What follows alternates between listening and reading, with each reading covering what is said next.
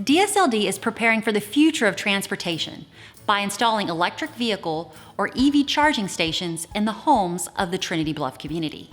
This is the equipment needed to charge an EV, and these charging stations are available today at 3 different levels: Level 1, 2, and 3. Level 1 chargers have the longest charging times, while Level 3 chargers have the fastest charging times. Level 2 chargers are in the middle and provide 10 to 60 miles of range per hour of charging for an average total charging time between 4 and 6 hours. Individual charging times will differ based on the type of EV charging station, as well as the type of battery, how depleted it is, and its energy capacity.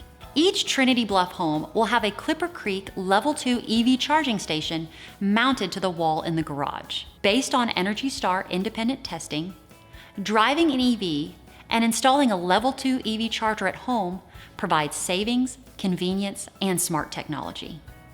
For every mile driven, it costs half as much on average to drive an EV compared to a standard gasoline-powered vehicle. EV owners in Trinity Bluff will have the opportunity to leave the house every day at a full charge. To learn more about this state-of-the-art community and to see the available floor plans, visit DSLDhomes.com.